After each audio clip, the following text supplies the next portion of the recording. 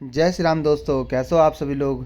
जैसे कि आप सभी को पता ही है कि अब 2 महीने बाद 2 ढाई महीने बाद हमारा उत्तराखंड पुलिस का पेपर है। तो सब के सब पढ़ाई करने में लग रखे हैं। कोई बाहर जाके कोचिंग कर रहा है, तो कोई अपने घर पे पढ़ रहा है, तो कोई अपने ही डिस्ट्रिक्ट पे रह के वहाँ पर कोचिंग ले रहा है। तो दोस्तों मगर बहुत कोई लड़के ऐसे हैं जो भाई अपने गांव में रहते हैं, उनके गांव में कोचिंग की कोई सुविधा नहीं है, या कोई भाई बहुत ज़्यादा गरीब है जो कोचिंग नहीं ले सकते, जो 2-3 हज़ार रुपये कोचिंग में खर्च नहीं कर सकते। तो दोस्तों मैं आ रखा हूँ देहरादून कोचिंग लेने के लिए। तो दोस्तों जिस एकेडमी में मैं कोचिंग लेता हूँ वो बहुत अच्छी एकेडमी है, और मेरे को भी लगता है कि वो बहुत अच्छा पढ़ा रहे हैं। तो दोस्तों मैं अब वो सारे नोट्स आपको वीडियो के ज़रिए देता रहूँगा। देखो हर हफ्ते में एक पेपर भी होता है, वो पेपर भी मैं आपको बताऊँगा, और वो पेपर आप भी दे सकते हो दोस्तों। वो पेपर का PDF मैं डिस्क्रिप्शन में डाल दिया करूँगा, और उसके आंसर आपको मैं वीडियो के ज़रिए बता दूँगा। तो दोस्तों आज हम बात करने वाले हैं हिंदी के बारे में। तो दोस्तों जैसे कि आपको पता ही है कि हिंदी से भी 20 क्वेश्चन आते ही हैं उत्तराखंड पुलिस के पेपर में। तो दोस्तों उसमें 2-4 क्वेश्चन रचना के भी होते हैं कि कौन सी रचना किसने की है। तो दोस्तों ये रचना मैं आपको इतनी ईजिली तरीके से समझा दूंगा जो आप एक ही बार पढ़ोगे और आपको हमेशा याद रहेगा। ट्रिक से मैं आपको बताऊंगा, एक कहानी टाइप की वो होगी ट्रिक, और जिससे आप बहुत अच्छे तरीके से रचना याद कर सकते हो, और हर रचना आपको ऐसे याद हो जाएगी जैसे कि आप कभी भूल ही नहीं सकते हो। तो दोस्तों चलो अब करते हैं स्टार्ट। दोस्तों पहली रचना है हमारी सुनहरा सांप। तो सुनहरा सांप किसकी रचना है, तो मैं आपको पहले एक कहानी सुनाता हूँ, फिर आप खुद ही बता देना कि सुनहरा सांप किसकी रचना है। पहले तो आप ये बताओ कि जो सांप है वो किसके गले में रहता है, कौन से भगवान के गले में रहता है सांप।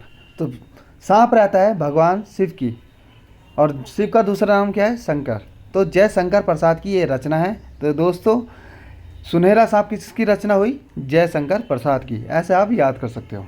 दोस्तों अब बात करते हैं दूसरी रचना की। तो दूसरी रचना हमारी कौन सी है, कैदी और कोकिल। तो दोस्तों इसमें भी मैं आपको एक कहानी सुनाता हूँ। दोस्तों पहला शब्द है हमारा कैदी, और लास्ट का शब्द क्या है हमारा, कोकिल। कोकिल किसे बोलते हैं, कोयल को। तो दोस्तों उस कैदी को लग रही होती है बहुत ज़्यादा भूख। जो पहला शब्द है हमारा कैदी ना, तो वो कैदी को लग रही होती है बहुत ज़्यादा भूख। तो ऊपर से आती है कोयल उड़ के, और अपने चोंच में लाती है माखन, और उस माखन को वो उस कैदी को खिला देती है।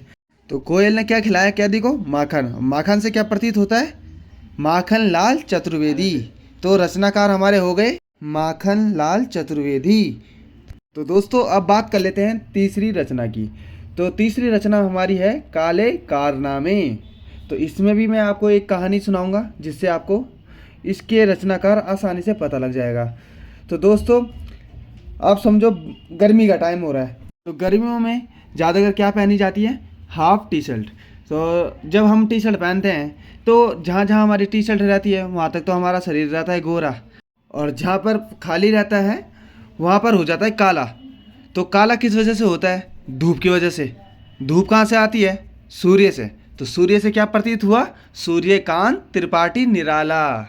तो ये हो गए हमारे रचनाकार। तो दोस्तों कैसी लगी ये कहानी मेरे को भी बताना, और लाइक कर देना और सब्सक्राइब कर दो। और अब बढ़ते हैं हम आगे।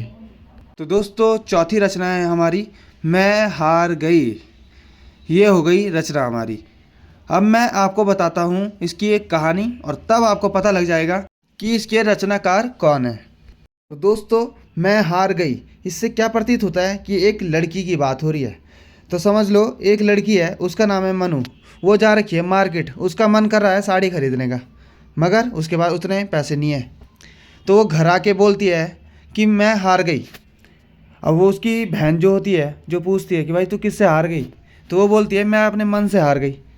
तो कौन हारी, मनु। तो इसका मतलब हुआ मनु भंडारी जो हार गई है अपने मन से।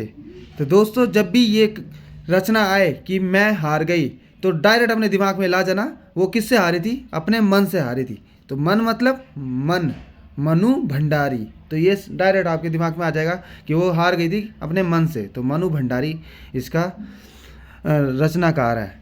तो चलो अब बढ़ते हैं और आगे। तो दोस्तों पांचवी रचना है हमारी ईदगाह। तो ईद जो होती है वो किसका त्यौहार होता है, वो त्यौहार होता है प्रेम का। अब आप लोग ये मत बोलना कि मुसलमानों का, मुसलमानों का तो होता ही है, मगर वो त्यौहार होता है प्रेम का। प्रेम मतलब प्रेमचंद। तो ईद जब भी ये रचना आएगी ईदगाह, तो डायरेक्ट याद कर लेना है कि ईद किसका त्यौहार होता है? प्रेम का। तो उसका मतलब होता है प्रेमचंद। तो प्रेमचंद इसके रचनाकार है दोस्तों। इसी तरीके से आपको याद करना है। अब और बढ़ते हैं हम अपनी छठवीं रचना की ओर।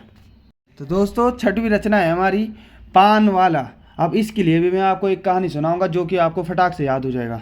तो पान वाला, अब समझ लो, जो तुम्हारा घर है उस घर के नीचे है एक पान की दुकान, और जो पान वाला है वो आपका है मित्र, क्योंकि घर के नीचे है तो भाई बातचीत हो ही जाती है, तो वो हो गया आपका मित्र।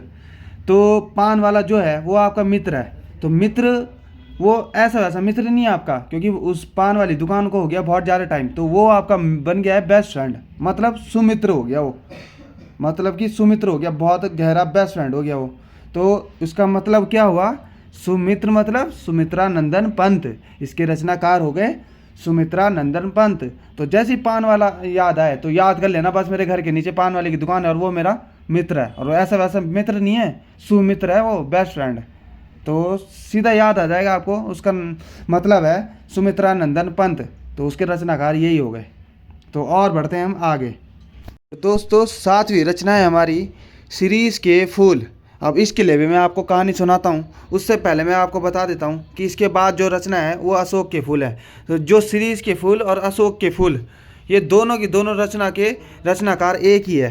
तो इसको ज़रा ढंग से सुनना। तो सोचो कि तुम्हारे घर वालों ने तुमको दे रखे हैं 1000 रुपये, और बोल रखा है कि भाई 500 रुपये की तो ले लेना पैंट और 500 की ले लेना शर्ट। तो दोनों जोड़ियाँ तेरे कपड़े आ जाएंगे, शर्ट और पैंट आ जाएगी। ठीक है, तुम गए मार्केट और 500 रुपये की तो मिल गई तुम्हें शर्ट। ठीक है, उसके बाद तुम भटक रहे हो पैंट लेने के लिए 500 रुपये की। ठीक है, तो जब तुमने पैंट और शर्ट ले ली तो तुम घर आए, तो तुम्हारे घर वालों ने पूछा कि कितने रुपये बचे हैं। तो तुमने बोलना क्या है? तुम बोल रहे हो कि मेरे पूरे 1000 रुपये ख़त्म हो गए, क्योंकि 500 की शर्ट आ गई और 500 की आई पैंट। तो इसका मतलब क्या हुआ? तुम्हारे खर्च कितने रुपये हुए? 1000 रुपये। तो 1000 रुपये से क्या प्रतीत होता है? हजारी प्रसाद द्विवेदी। तो कितने रुपए दिए थे घर वालों ने? 1000 रुपये। कितने रुपए ख़त्म हुए?